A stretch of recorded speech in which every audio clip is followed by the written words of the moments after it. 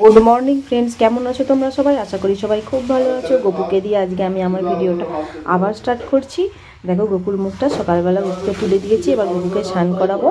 আজকের দিনটা হচ্ছে গুরু পূর্ণিমা। আজকে বাড়িতে আমাদের নারায়ণ পুজো হবে, তাই অনেক সকালে গপুকে তুলে দিয়েছি। গপুকে শুলিয়ে স্নান করিয়ে দিচ্ছি। রাধে রাধে রাধে রাধে রাধে রাধে রাধে রাধে। চলো, সারাদিন যা করবো সেটাই আর কি তোমাদের সাথে শেয়ার করার চেষ্টা করব। চলো, দেখতে থাকো। এ দেখো, গপুকে সাজিয়ে টাজিয়ে সব বসিয়ে দিয়েছি, রেডি করে দিয়েছি একদম। যেখানে সব ঠাকুরকে পুজো দেওয়া আমার কমপ্লিট হয়ে গেছে।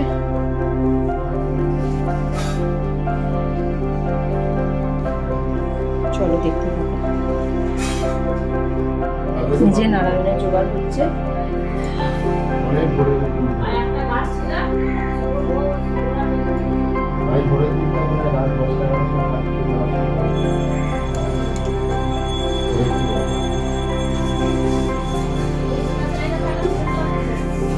এখানে আম পর্বতে লাগিয়েছি, এখানে পান পাতা,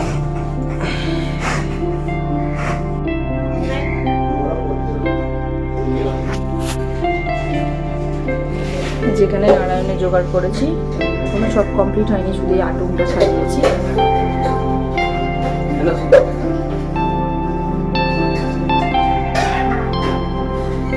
আমি বসেছি জোগাড় করতে, আজকে আমার লুকটা তোমাদের শেয়ার করা হয়নি। কিছু রেডি হয়ে গেছে, এখানে সব কিছু সাজিয়ে গুছিয়ে দিয়েছি।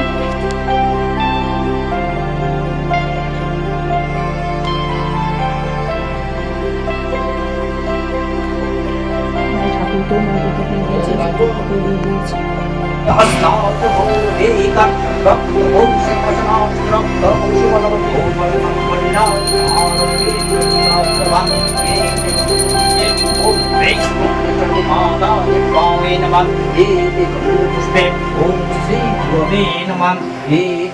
পুষ্পে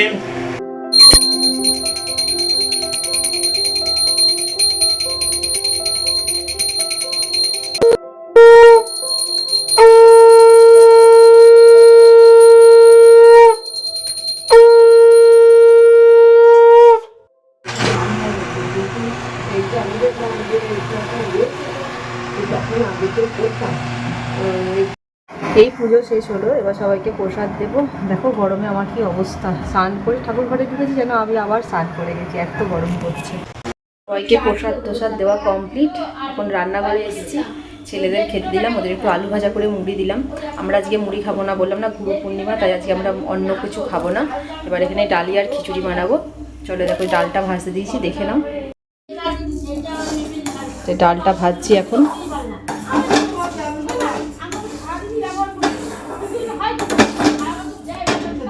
আর এই যে এখানে ডালিয়া প্যাকেটগুলো কেটে রেখে দিয়েছি, অনেকটাই করব, বাড়ির সবাই খাবে আজকে, মানে আর ভাতটা করব না।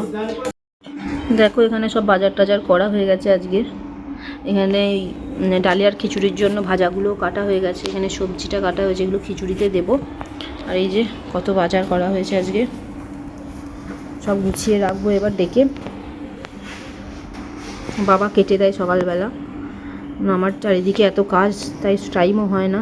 আমি বাবাকে বলি তুমি একটু সবজিগুলো কেটে দাও।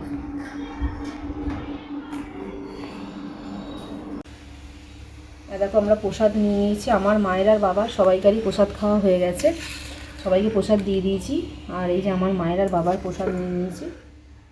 বন্ধ করো। এটা দেখো, আমার প্রসাদটাও নিয়ে নিয়েছি, জল নিয়ে নিয়েছি সাথে। নারায়ণের প্রসাদ খেয়ে জল না খেয়ে একদম উঠতে নেই।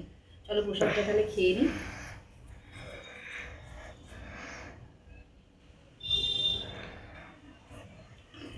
এসছি রান্নাঘরে, এবার দুপুরে রান্নাটা করে নিই। বললাম তোমাদের ডালিয়া করব আর এই ভাজা করব, আর কিছু করব না। আর একটু হয়তো পাঁপড় ভাজা করব লাস্টে, আর ডালিয়া আর কী ভাজা করছি দেখে নাও। করব পটল ভাজা, বেগুন ভাজা, যে বেগুন ভাজা, আর এই যে করলা ভাজা, আলু ভাজা, এইটা 4 রকম ভাজা করব। আর এই যে এখানে ডালিয়ার সবজিগুলো সব ধুয়ে রেখে দিয়েছি, যে সবজিগুলো ডালিয়াতে দেওয়া হবে, এগুলো একটু ভেজে নেবো, নাহলে খেতে ভালো লাগবে না। চলো করে নিই তাহলে। তেল গরম বসিয়ে দিয়েছি কড়াই। দেখো বেগুন ভাজাটা হয়ে গেছে, এবার বেগুন ভাজাটা তুলে নেবো, দিয়ে পটলটা দেবো কড়াইয়ে।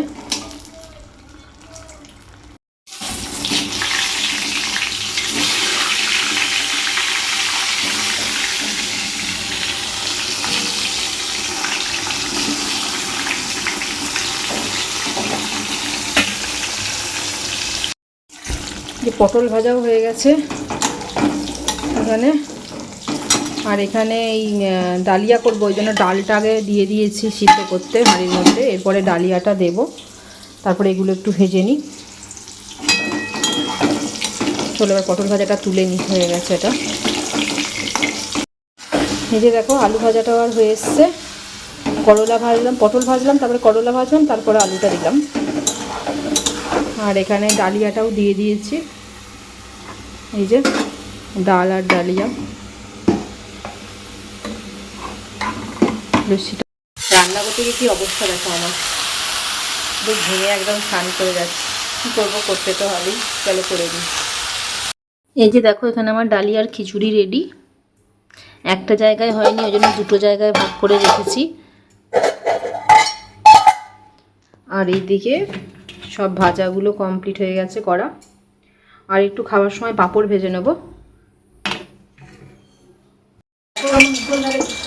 এদিকে আমি রুটি করছি ঠাকুরের, আর বৃষ্টিও নেমে গেছে। এখানে এমনিতেই জল চলে আসে ছাদ দিলে, আসলে মাথাটায় ছাউনি, তাহলে চারিদিকে তো ঘেরা নেই জায়গাটার, কিন্তু কী করবো, করতেই হচ্ছে।